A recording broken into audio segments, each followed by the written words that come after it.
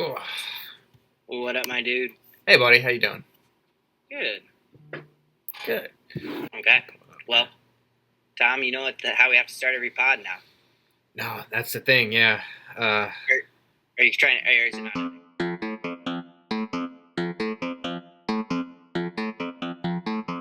Talk about sports. Yeah, sports. Talk about sports. Yeah, sports.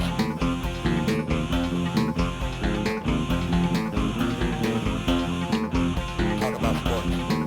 Sports Tuesday. Talk about sports. Talk about sports. Sports Tuesday. Talk about sports. Get into it. All right. So, welcome back to the Scuttle, everybody. We have got an incredible episode for you today. I'm joined almost as always by my co-host Alec Ramali. Today we're going to be talking about some comic book shows. Big shocker for everybody, but these ones we're going to go a little more mainstream for everybody else. Well, it's funny. It's mainstream, but also like kind of. I mean, it's not as like deep as the comic book stuff we talk about. But I don't know how many people actually watch these shows. From what I can tell at my job, a decent amount of people, like people that don't actually like the people that I don't talk about Marvel stuff with, have been like, yeah, I watched The Boys, yeah, I watch Invincible. Oh, no kidding. Okay, Yeah. I didn't really know. Okay, nice. Well, spoiler, that's what we're talking about. Yeah, we're talking The Boys, we're talking Invincible today. And we got a nice little twist we're going to do it. We're going to treat a couple of different characters from both of these shows as if we're watching them on a combine. It feels a little remiss to not have Bill with us, but I don't know for sure that he watches Invincible and The Boys. And I also know for a fact that he had a birthday party last night, so if Bill's upright right now, I'm impressed, my friend. Like, I've been to one of your birthday parties before, and I was hurting the next day. Yeah, I would be hurting too. Yeah. Well, Bill, I hope you are feeling well. Bill is coming on a pod eventually, though. Yes, when we do our next Daredevil pod, probably when this upcoming season wraps up, either before or after Spider-Man, depending on how we feel and timing and all that. Bill will definitely be on that podcast for sure. Yeah, Bill is a secret. He's deeper into the Marvel lore now than I am. Like, Marvel Rivals hooked that boy. Yeah, he's gotten into it. Like, he dropped some ball knowledge. I'm like, damn, okay. Bill's on it. He asked me some questions the other day. I'm like, Bill, these questions are great fucking questions. Like, it's great. You have no idea the weird shit that they could be doing on this goddamn show. Like, it's not even half of what, like, I'm gonna get distracted talking about Bullseye. All right, let's get into The Boys and Invincible. So, how do you want to start this off? You want to go show by show, like with a synopsis? Let's start with a little bit of just premises of both. Okay. I think. So, both of these shows are Amazon properties, funny enough. Both of them I put in my notes are like kind of somewhat making fun of the superhero space. The Boys in a far more biting, acidic way. Invincible in more of a sort of wink-wink, sincere, like, fanboy way of just like we're aware of the tropes but we love them anyway type thing. Those are big things when it comes to like the comics they're being both adapted from too. Like Robert Kirkman, when he wrote Invincible, was very much a love letter to both Marvel and DC. He even has a crossover, like Invincible goes into the Marvel universe at one point in the comics. Oh, no kidding. Yeah, and Marvel. I actually have that issue right here. I bought they did a re-release version of it. I got it right here for us. It is Marvel Team Up. What is it? 14. Marvel Team Up 14. Invincible Spider-Man. While Spider-Man's on the Avengers, with the new Avengers, with Sentry and Luke Cage and all that, like that Brian Michael Bendis years, it's a fun issue. That's fun. Yeah, Kirkman's writing as a love letter to these things, whereas Garth Ennis, who wrote The Boys, like the original comic, Garth Ennis famously hates superheroes. Oh, I didn't he hates like Marvel. He hates Superman. He hates Spider-Man. He hates. He's a very much a dark, gritty dude. Like a lot, like the best comics he writes are usually things that don't have to do with superheroes. Like the only Marvel thing he's ever really written is Punisher, and like that's his main that's his biggest, most effective work, but Punisher never goes up against like a comic supervillain during his run. Interesting. Okay. Well, that's good context because we'll just go into a brief summary of each. So the boys, actually, I'll do Invincible, you do the boys. Just briefly Okay. overview what the boys is. So the boys, I will say it's very, very different from the comics, but in this saga, it is very much similar to Marvel, as it's the world outside our window. Yes. In this world, superheroes have been around since about the 1920s, but they really popped off around the 80s ish. Well, I think for the show, I think they bump it up to like the 2000s. Mhm. But basically, superheroes have been a big thing for the last like 20 something years. At this point, they have developed a superhuman that's beyond anything they've ever seen, borderline immortal. In this case, they have Homelander. He's functionally like your Superman satire. He is a Superman pastiche, but very much in the vein of like just going full on. In the case of the show of The Boys, he's a full on fascist. He's very much a stand-in for Donald Trump in a lot of ways. That's not me saying that. That's Eric Kripke, the showrunner, saying that. To the point where he gets frustrated with Donald Trump being crazy because he's like, how am I supposed to make Homelander crazier than actual Donald Trump sometimes? Correct. And essentially the show is of the boys refer to a group who are trying to take Yes, Homelander. they are a covert CIA group consisting of Butcher, who's a ex-British op, Mother's Milk, who in the comics is a much more fucked up character than you could possibly imagine. His name actually does carry significant meaning in terms of that. Frenchie, who serves as a like high-end espionage / chemist dude, both in the comics and in the show. The show does a great job with him in particular, I think. One of my favorite characters. Yeah, plus, and I'm only saying this because this is how they refer to her in the comic, the female in the show, she's more referred to as Kimiko, her name, who's an actual superhero who goes against the grain of the superheroes, who at this point, since they're a man-made construct that has been brought out by like a big giant company, Yes. they tend to dive into a hedonistic lifestyle.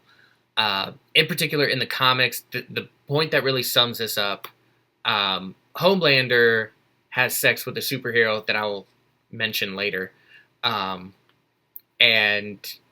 that dude, that superhero is like super like excited about it. Like, hey, so we just did this. I'll let you go in my butt, so I can be in the 7, right? And Homelander's like, yeah, I'll think about it. Just leave. And then like he leaves and he just like he looks in the camera and says, "Man, I can do whatever the fuck I want, can't I?"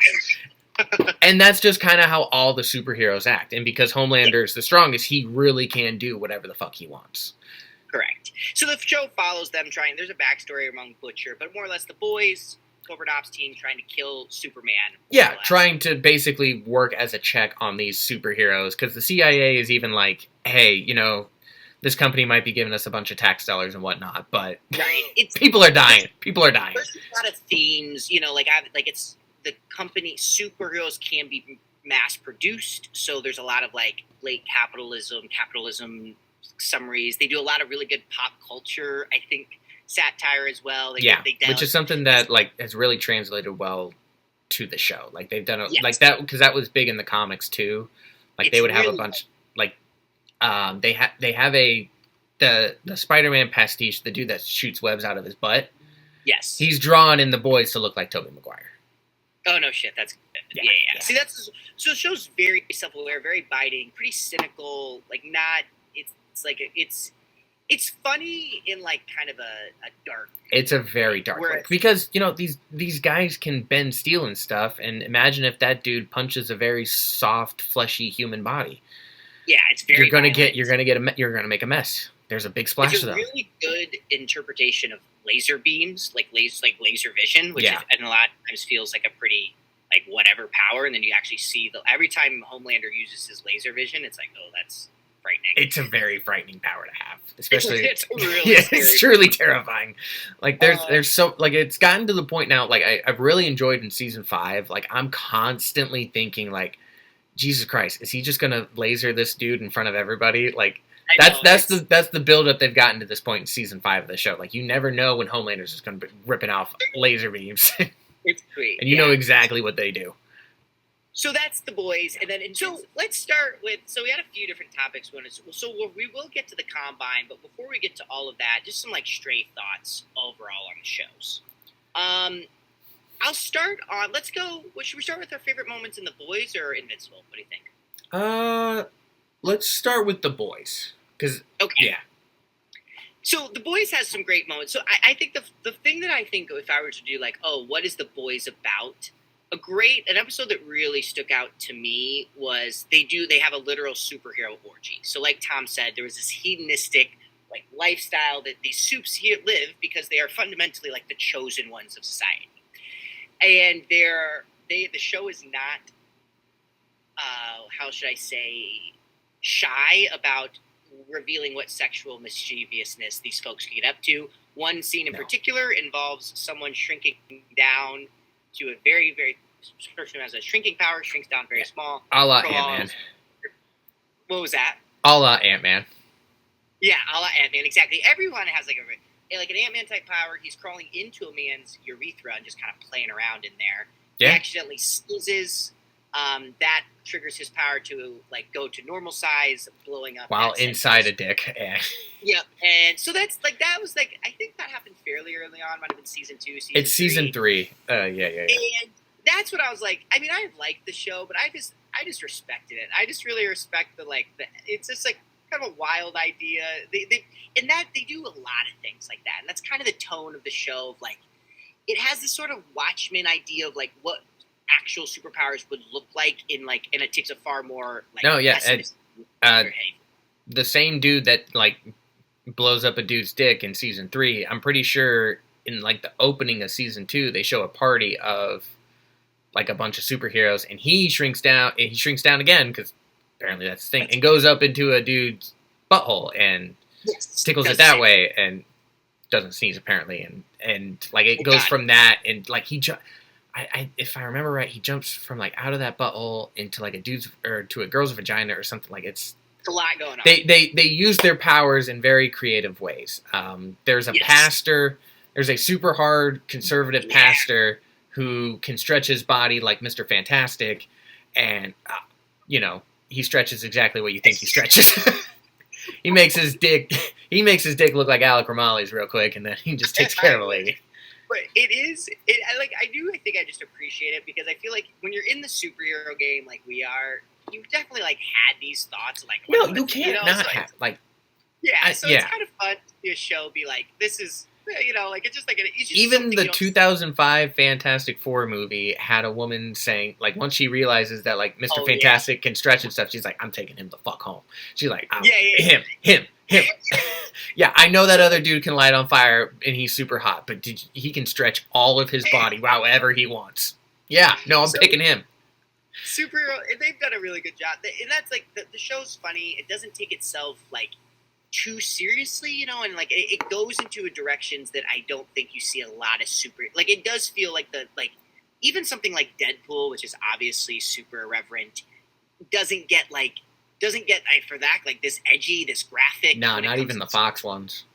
Like it's pretty. It is like if you're looking for kind of zany stuff, it does a really good job of it, I think, and it always feels like it's a little shock jockey, but it also feels fairly creative. Like I never feel like it feels creative. It also feels like very realistic of like that's what you would expect like those like what to do with these powers, because you have these powers.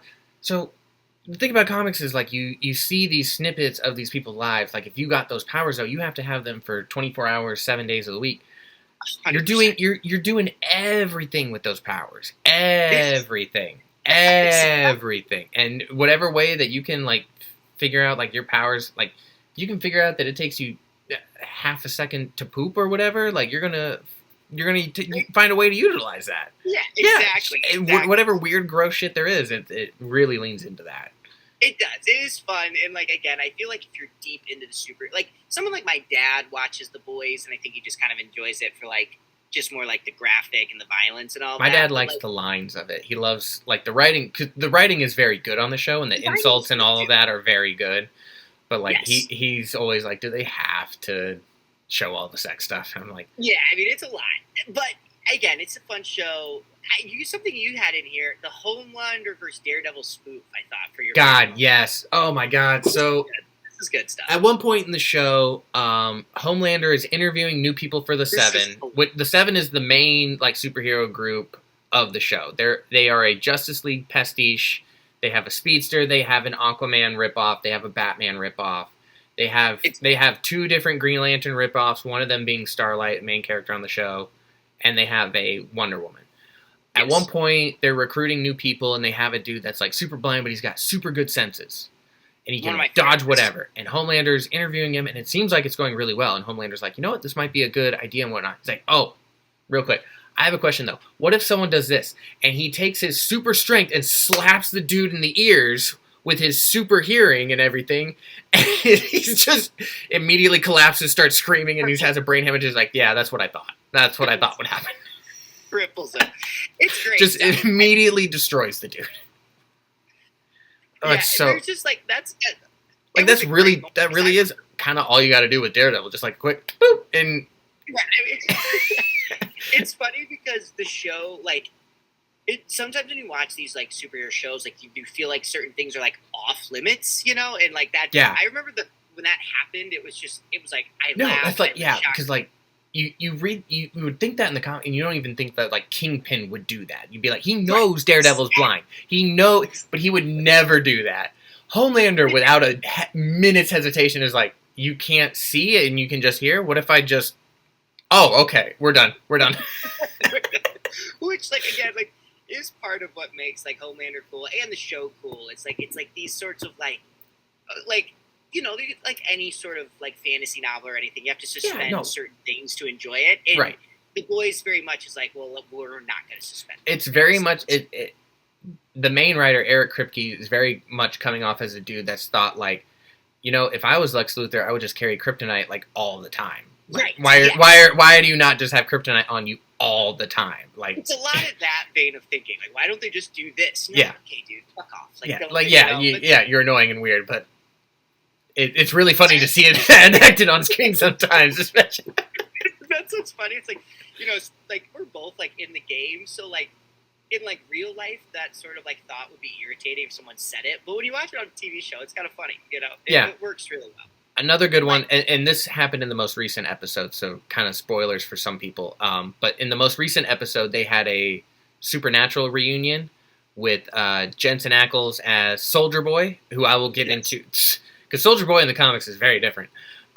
Soldier Boy and a speedster character played by Jared Padalecki, who was also on Supernatural, called Marathon Man, and this is very much how I would think that Captain America would deal with a speedster if he didn't have any morals.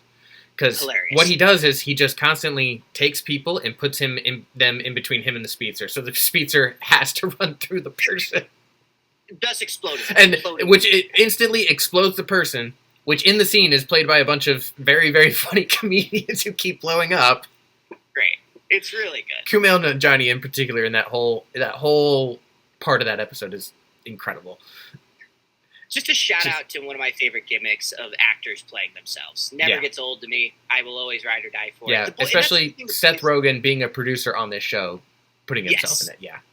And Seth Rogen, also a voice actor on Invincible, which we'll get to. But that's another thing The Boys does a really good job of. It's one of my other favorite things is like I said, their pop culture satire. Like, for example, The Seven has a wildly successful movie franchise. That entertainment division is often brought in. They're in movies. You see, like, producers, directors, actors brought in. The scene Tom is referring to is actual real-life actors like Seth Rogen talking about their business opportunities and what maybe getting rid of some of their potential competitors could do for their careers. It's just really good. Like, the show has like struck a really good balance of like being really funny and grotesque, but also like there's been some good arcs, like A-Train. Like A-Train's arc was incredible. Yeah. You know, and was that like it was in the comics, Tom? No. A-Train's was very. I'm pretty sure A-Train dies relatively early. He's still is no like kidding. the impetus to bring in Huey into the Okay. boys. Huey, who's like kind of the audience's eyes into the world of the boys Yeah. show. Just He another gets dude. recruited into the boys after his girlfriend gets accidentally murdered by A-Train. Yep. And And- fun fact, in the comics, he's drawn to look like Simon Pegg, and that's why they casted Simon Pegg as his dad on the show. Oh, that's fun. I didn't know that. Yeah. So, yeah, and the A-Train, for example, so that's like the speedster, as Tom was saying, kind Yeah. of starts off as, I'm the man, I'm super fast. Yeah, I'm the fastest there is. Like, I don't there's no really one think that can about beat it, me. but- No one can touch me. I'm kind of selfish, and really does go through, like, what I would call to be a pretty powerful arc through the show. Like, kind of, It's an arc. I mean, it's almost a Zuko arc. yeah, no, agreed. Yeah, Very like much it's so. it is close. I mean, what Zuko goes through is like when you're going from antagonist to close ally. Nobody has done that arc quite like Zuko has on Yes. Avatar: The Last Airbender. But A-Train, pardon the pun, gives him a run for his money. Wow, Yeah. look at that. That was a good pun. I try. But it is, and like that, like, and that's what I think, like, that's why I wanted to talk about this show, because like A-Train has a really good, or I don't want to spoil it too much, but has a really good kind of conclusion to his story. That's season 5, and I like legitimately kind of felt something. I was like, wow, like I like, you know, and I was kind of surprised by it. I didn't realize that I was like such an A-Train fan until you know his story kind of concluded, and I was like, wow, like that is it was cool. Like, and I think the show has had enough of those sort of like, it's not. They've had a just lot of those payoff moments. Queen They Maeve's was do really have a lot. good. Black Noirs was Yes. really good. And what I Yes. liked about Black Noirs is that we got more context on that after the fact by Yes. revealing that he was close with Soldier Boy and all that. Yeah, and I would say that like something I think I like about the boys. I was thinking more about this is like I think like Deadpool's sentimentality can get almost a little too much for me, a little too hokey. Yeah. But I think the boys strikes a really good balance of like the grotesque and the like R-rated and the orgies and the violence, and then actually like sentimental moments that don't feel cheap or like little, you know. It's a weird hard that balance, Huey can right? be such a wholesome character still. And Yes, it works. I agree. I don't. Yeah. I'm not even fully sure why that's still working. That may just be Jack Quaid, I was gonna say I think just it's general Wade. likeness. Like, no matter He's how such a- shitty things get, like I will always like Jack Quaid. like He's I just great. always enjoy having him around. I He's would a great get that, yeah. character, and yeah, I think but I think that's a big reason why the show works is it gives you just enough of like the like heart that like the you know the cynical side, the like nasty side doesn't it pairs really nicely, and I think that can be a really hard tone to like keep together, you know. Yeah. And I think the Bulls has always navigated that well. Hard agree. I mean, like I said, if you're going to give anybody 5 seasons of a show to build a perfect arc from beginning to end, you give it to Eric Kripke. Amen to this, and that's another great thing about the show is the show feels like it's actually ending at a time that it really should be ending. Too, No, which yeah, this is very much like I would not have been shocked if they had been offered more money to keep it going, but like I'd even say season 4, it felt like a bit of a stretch that they hadn't killed Homelander yet. Agreed.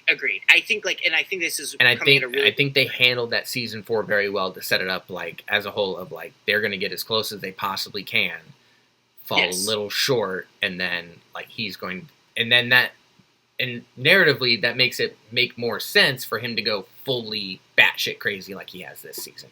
and that's what I was saying, where there's still need. I think why I like this, you know, like they could have killed him in season 4, but I think they've done a cool job of, like you said, Homelander is now going full, I'm like literal God Messiah mode here, and it's kind of the like, you know, he's always had this in his character, so it feels like he's reached the final zenith of his arc, and now Yeah. the show's ending, and he's kind of like, you know, so it's really like a well-made show, it really feels like, you know, like Full Metal Alchemist, like shows. That, Yes, like, Full Metal Alchemist is a great example. Just You know, there's no- finished rewatching that, by the way. great show. God, it's so fun. God, and let me tell you, oh my God, sorry for the detraction into anime real quick, but on the show, my first time rewatching, Celine came up, and I immediately just shoot the kid in the fucking face. Shoot that kid in the fucking face. Shoot that kid in the fucking face. I fucking hate that kid. I hate him. I know. Oh my God. It's, Because Ride or die. the first person he meets that we know is Hawkeye. So I was immediately like Hawkeye, you gotta shoot that fucking kid in the face. All right. I know. I just wanted to be that little devil on her shoulder, just shoot that fucking kid. I know you feel it in your bones. Something ain't right about him. Just shoot him. We'll figure it out later. But yeah, very similar to those shows. It's nice. It's probably 60 episodes. I would very bingeable. The quality, that's the other thing too. Quality stayed really high. I don't think there was any season that ever felt really low quality. Overall really good show. No. And if you like superheroes, that's the thing too. If you don't like superhero stuff, I think you'd like it. And if you do like superhero stuff, I think you'd like. I think it's it works it's both impressive. ways. Yeah, the only people that would both. not like it are people that are hardcore superhero golden age purists, where they're if everything doesn't turn out hunky dory at the end, it's a bad comic thing, and it's we've moved a little past that at this point. So, the agreed. 90s happened. Yes. Where we kind of exactly. But that's The Boys. Great show. We'll get into more of the combine selection later. Right. Okay, so let's go to The Boys now. Yeah. I'll start this time with The Boys. Okay. On this, I like you to start with that one. Yeah. So, because we have very different ones for The Boys. yes, we do. So I'm going to start with my girl Sage. Sister Sage. What a name. What was that? What a name, Sister Sage. Sister Sage, great name. Just pretty much, I always like these characters in the show. They kind of get plot armor, but her role is just being the smartest person on the planet, right? She's like the chess master here. She almost has a gag power. Doesn't matter what, Yes. no matter what your plan is or what you're thinking, she's already worked around it. Right, yeah, that's her whole power. So Yeah. she's been good character, again, what I like about Sage is she's very comfortable just laying in the cut. She doesn't have to be out and about. In fact, she prefers to be kind of behind the scenes. I think that's why she pairs so well with Homelander. Again, no speed, no strength, no durability, but paired with the right sort of team, she can really be the most valuable player on your team and lead your team to success. And I like the actress as well for Sister Sage. I think she does a good job. You've seen people play the genius before. It's not a particularly but I like Susan Hayward's. She has this sort of almost stoner chick vibe to it, which I kind of like. She's it's not so It almost feels so. I would be shocked if this wasn't part of the influence for her, but taking kind of the trope of the magical wise African American, yes. and turning it, and then also mixing it with the stoner aspect of it. And you see that with her lobotomizing herself and stuff, because weed and cocaine and heroin are not going to work on her. So she's super smart. She knows if I got to alter my brain chemistry in some way, there's ways to do it.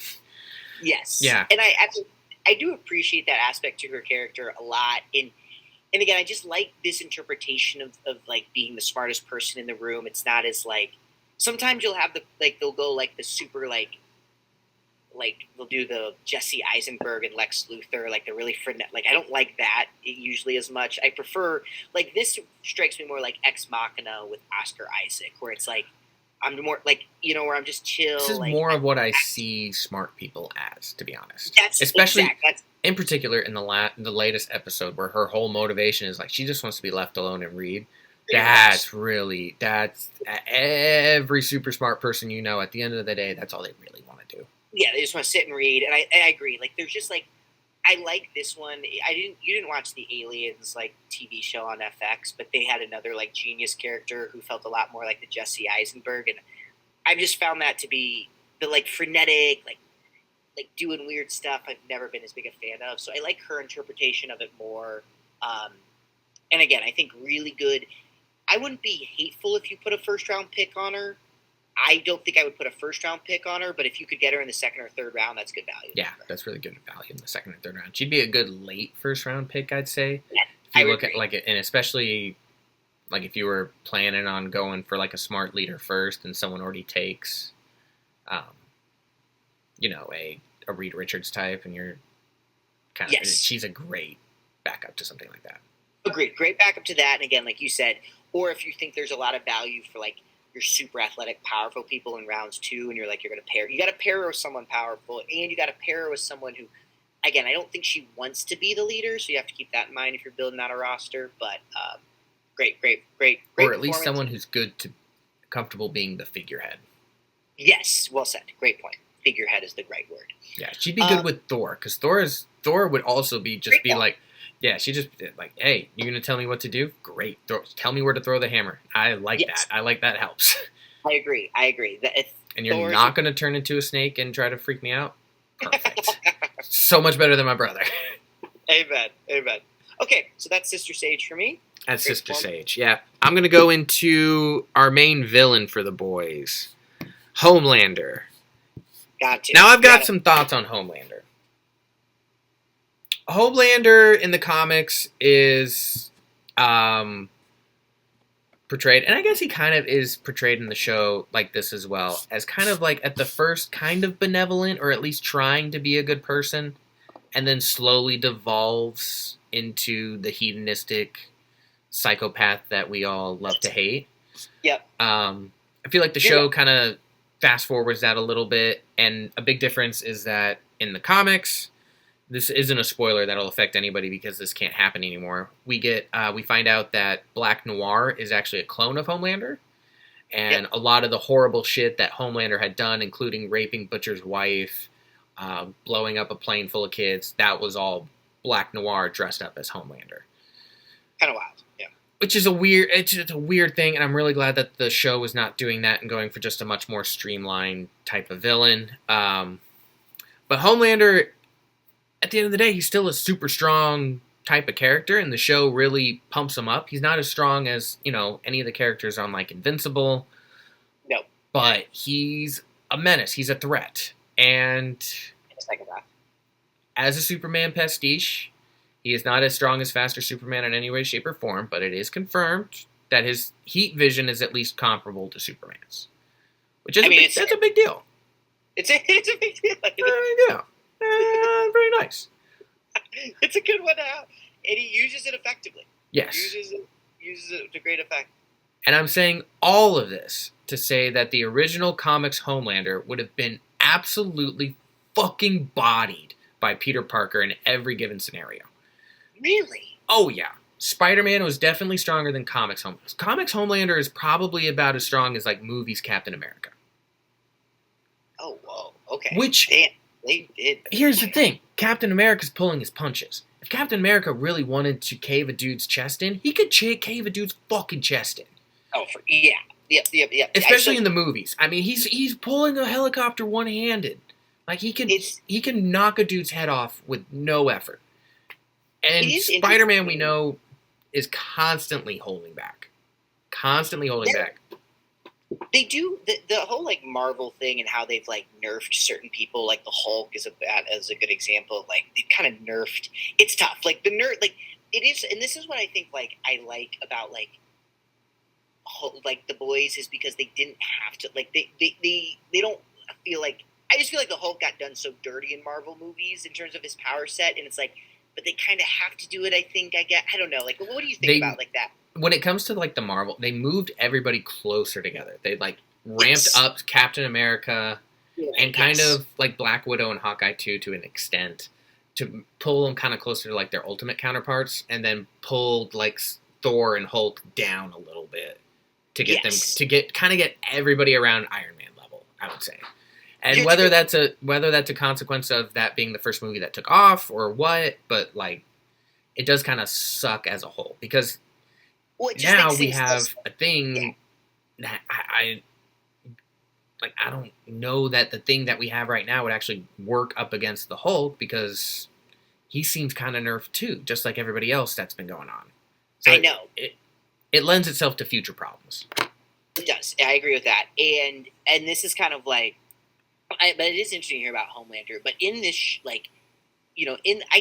I like about like the boys, which like you're saying, as opposed to Marvel, is like Marvel, like you said, they've decided to make things very close. You know, where I like where the boys, where it's like, well, Homelander's just the strongest, and like that is like what that does. There's like 3 tiers when it comes to the boys. There's Homelander and Soldier Boy and like a couple other people maybe. Yeah, maybe. There's all the other soups. Then Yep. there's humans. Yes. And that tier, like, there should be like 8 or 9 tiers in between those first 2 tiers of humans. Because Right. Yes. every soup is able to just rip apart a human like tissue paper. Yeah. Yeah. So it is, and they do to it too. And Yeah, that's it happens quite a bit. Like, Right, this is so not us it's- speculating. No, yeah. So I think that's what's like I like about the show, like the power tiering, and again, like you said, Marvel I do think has kind of backed themselves into an interesting kind of corner with how they've chosen to do that sort of stuff. Again, I can understand why, but great performance by Anthony Starr too. But, Yes, and something I wanted to point out for the boys' characters in particular, it's hard to play a despicable character like that.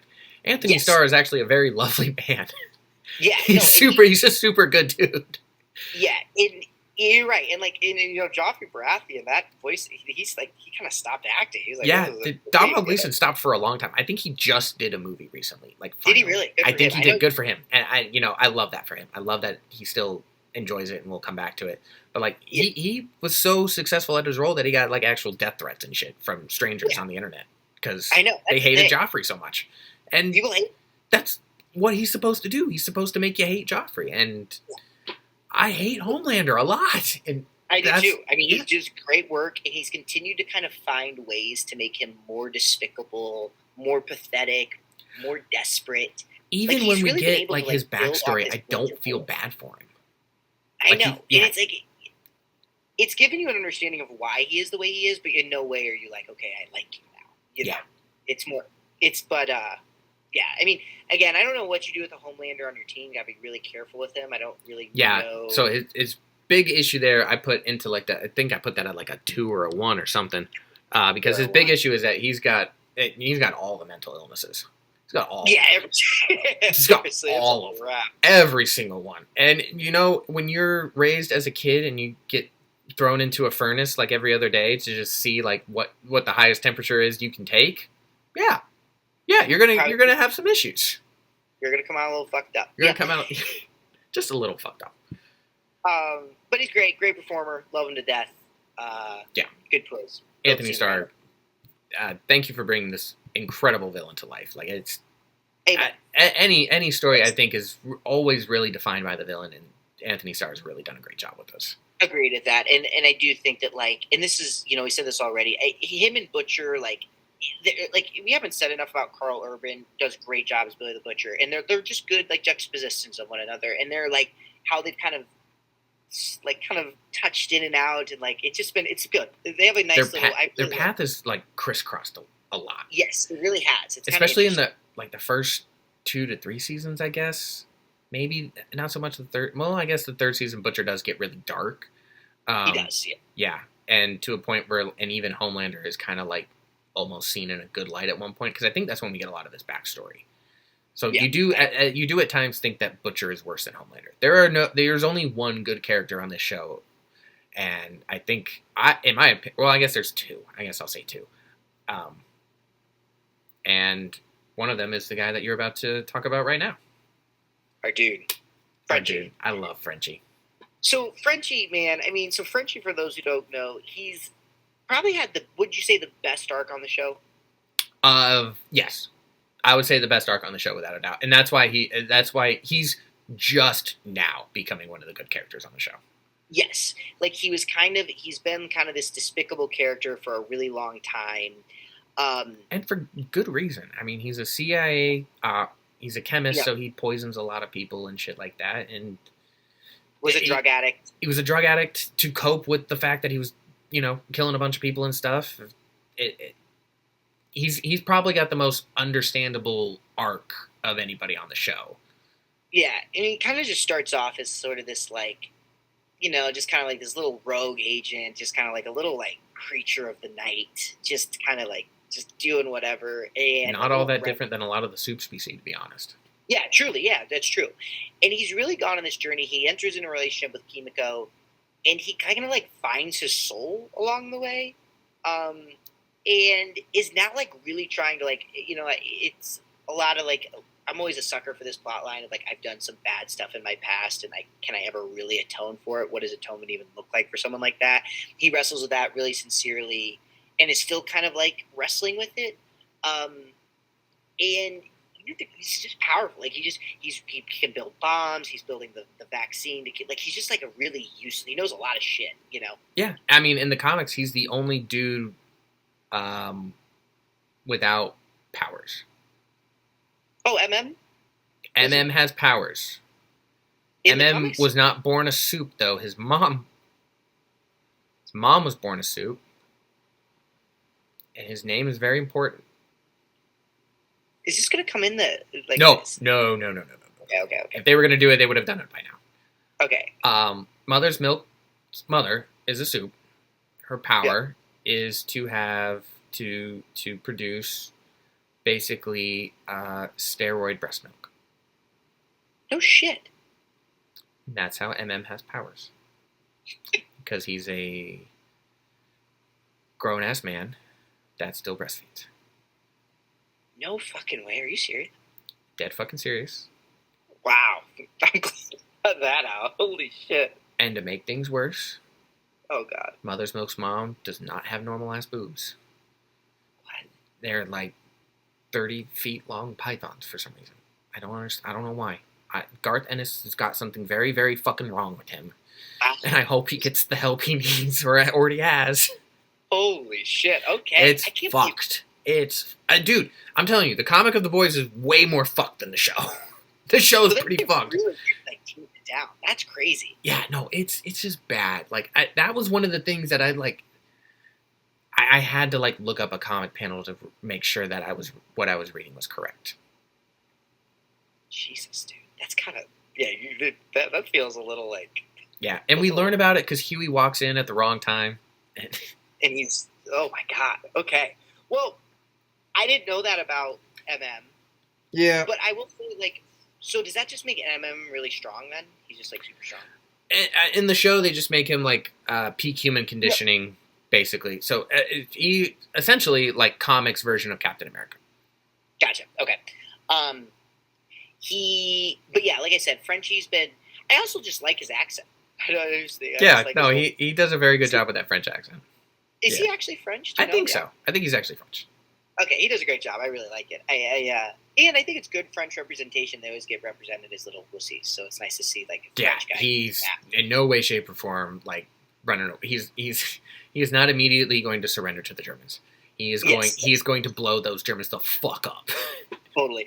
Is Frenchie in the comics also a little guy, or is that just Kinda. He's not super big. He's The a big little thing. shit. The big thing about him being Frenchy and Butcher being British, and then MM is an American. They do at one point. So when they kill Stormfront, they team up with the Russian dude with the big dick, Yep. and that kind of serves as a like an allegory for the Allied powers. Oh, I like that. So that's Okay. why Frenchie's French, and that's why Butcher's British, is to kind of build on that dynamic. Yeah, like I said, Frenchie, favorite character in the show, probably. Yeah, just love him. And yeah, like I said, this is a really like Frenchie's He's a never gonna gadget be player. What? He's a gadget player.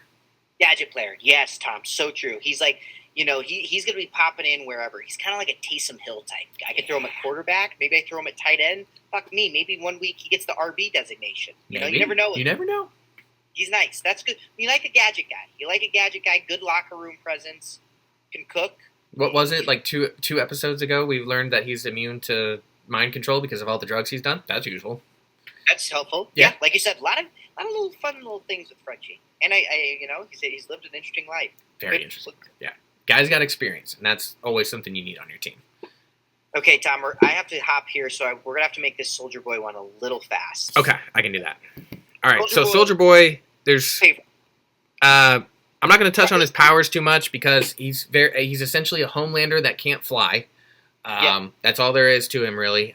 His durability is a little higher. His intellect's a little higher. As I mentioned earlier, when he outsmarted that speedster, Jared Padalecki's Marathon Man, that was some next level thinking. It was cool. And don't forget, too, he also did the thing where he's running in and he poured the baby lotion Yeah, on the the baby floor. look. Yeah. So he's got some stuff. He's like very cunning in a very like street smart way. Yes, You know, he's he's- very much street smart. He's got more experience because he's actually fought. A big thing Right. in The Boys is that all the superheroes don't actually fight that much crime and stuff because there's Right. no like main supervillains or anything like that. Since all the superheroes are controlled through Vought. Yes. Soldier Boy, on the other hand, was part of an experiment, and he actually went and fought Nazis. Yes. Did he totally disagree with what all the Nazis were doing? Not really. He's No. but He was hired. the gun. point He was they weren't American, so they had to die. Yeah. So he's a cunning character, and also, it's been said already, your boy. My boy Love it. Jensen Ackles. His performance on this is incredible, especially going from one very beloved. I mean, it's a role. I mean, when Jensen Ackles was on Supernatural, he was killing a lot of people. They were werewolves and vampires and stuff, but he was still decapitating them. That's still some dark shit. He takes this up to a whole nother level in this, and clearly is having a lot of fun with the role. Oh, This is clearly something. This is the type of role that he was probably thinking about. Like, man, the minute we finish this Invincible show, I'm gonna play just a fucking bastard, and he's eating it up. He is eating it the fuck up. he's chewing scenery and loving it. I mean, you can tell, like you said, it's always fun when you can see an actor really just love the role they're in, and he does. Like, you can just tell he's doing great voice work. He has this nice, like, 50s, like, prototypical guy voice. It's just really good. It's a Like, really hey, fun Dollface, role. go get me another beer and smash her on the ass. Yeah. It's just a lot of that type stuff. It's really fun. He's having fun. It's just a good character. I'm going to throw out one little fun fact about him from the comics. So in the comics, in the show, he's revealed to be the father of Homelander. In the comics, Stormfront is actually the father of Homelander and kind of serves as like a Thor pastiche. And, he's called Stormfront because of the Nazi website. Hold on. Stormfront is a woman in the... In the show, yes. Stormfront is a woman in the show. In the comics, it is a man who was the first Vought experiment, and Vought started in Nazi Germany in the comics, and only came to America because of Operation Paperclip. Oh, interesting. Okay, so Soldier Boy in the TV show was not... So there's no real relationship between Soldier Boy The and only Commander relationship Comics. between Soldier Boy from the show to the comics is that they're both part of Payback, which is like the Avengers ripoff for No the shit. boys. Yeah. Well, that was a good choice for them to give him this, like, father-son. I think that's been a fun thing. This Yes, season. I like, and the what sucked about the like Stormfront reveal for Homelander is that he never really gets a chance to like do anything with that because they almost Yeah. immediately the Butcher, Mother's Milk, Frenchie, and the big dick dude immediately kill him. So having him do that with Soldier Boy is a lot of fun. It's always weird to see that in the comics though, because a lot of you may remember earlier in the pod I mentioned that Homelander fucks another superhero and learns that he can do whatever he wants. Yeah, that was Soldier Boy. No shit. Yeah, that's like, it's one of the first 5 issues or something. Homelander fucks Soldier Boy. Not because he's gay. Homelander doesn't have any sort of like sexual preferences. He just kind of puts his dick into things because it feels good. Yeah. And Soldier Boy's all like, oh, so you're going to get me in the 7? You're going to get me out of Payback because they suck ass and I don't like them. And you're going to get me. And he's like, yeah. I got you. He's like, fuck that dude. Doing that. Not doing that. Yeah, Soldier Boy in the comics is very much... He's the opposite is Steve Rogers in the way is that he's a total fucking pussy. In every way, shape, and form.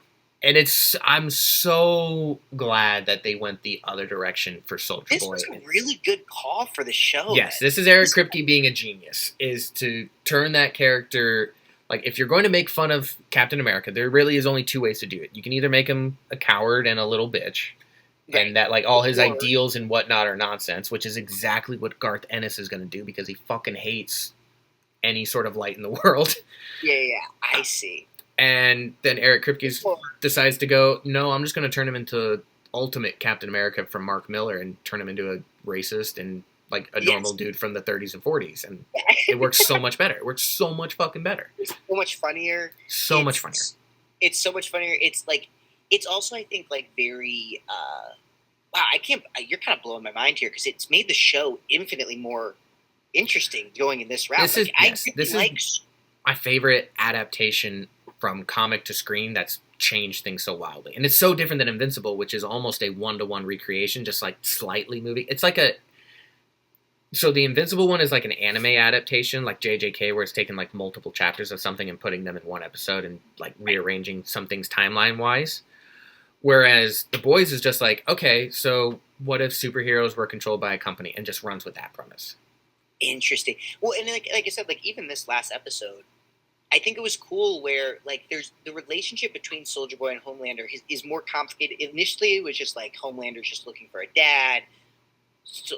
Soldier Boy doesn't give a shit about that he has this kid, and now that's kind of changing. And he's like, well, maybe I do. Like only I, he literally says only I can, fuck with my son. Yeah. Like I've liked that they're almost like kind of like liking each other bizarrely enough. It's kind of I mean, dude, even people that have the most abusive, terrible dads still remember, one baseball game. Exactly. Or one car show or one museum trip or something like that where it you felt have those like moments. Yeah. Yeah. It's okay. Nice. Well, I learned a lot. I will say I do have grown to really love this adaptation after what you're saying, because all of these choices are like wildly different and way better. Yeah, no, when it comes to Garth Ennis, you gotta just take the minimum of what he did and just be like, what if I didn't hate the whole fucking world? And go from there. Well, nice. Well, Tom, as always, we've gone about 30 minutes longer than we should have. Yeah, about what we normally do. Yeah, it's hard for us to stay, but I think we tried to stay on track. We did. This one was hard. We haven't had a chance. We haven't really had a chance to talk about either of these shows lately, and yeah, I know.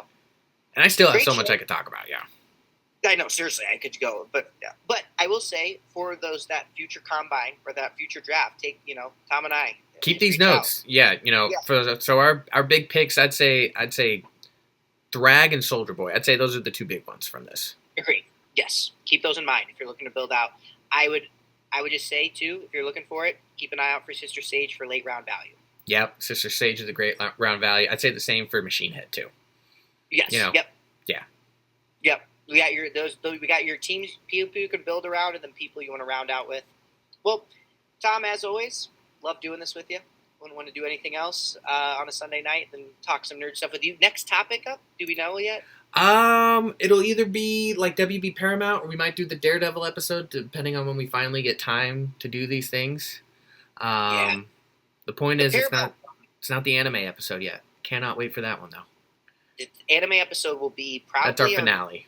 It's our finale. Probably be sometime in July. I'm thinking. Yeah, I'd love to go. I'd love to do like mid-July for that one, and then I can go into the Bennett pod because I obviously have to start with that. Right, of course, that's a given. We'll start that sometime in August. So yeah, like sometime mid-July. So yeah, I would love if everyone else has. I would love to get Ian on the WB Paramount, just on the business side. It'd be really. I'd love to hear Dan dive into that and see if he wants to offer thoughts. I know he's a brand new dad. Congratulations to the Schlesers. But if you got time to look into that and see if that deal makes any sense to you from a financial standpoint, which is really interesting. I saw something the other day that now Paramount is going to be 49% owned by foreign companies, Saudi Arabia. I saw that. That's the new thing. I know. It's a lot of Saudi money, of course. Sketchy for sure. Super sketch. I can't say I feel great about that deal. It's like everything I hear is just more and more like. No, anyway. As a whole, it's bad. But the only upside to it that I see is that it's not sustainable. Like, I was worried when Discovery bought Warner Brothers, they were forced to sell it after like 3 years. So I feel like the Paramount deal would go even faster. That's fair. Well, Tom, I appreciate you, brother. You're the man. You too, buddy. Love talking to you. Take it easy. You too. See you, buddy. For listening to The Scuttle. We are currently sponsored by Nobody. Music performed and mixed by Digital Women. Look them up on their SoundCloud, and all hail our champion commissioner. We also have video versions of this on YouTube, so be sure to subscribe there. And as always, be kind to each other, and may the source bless this league.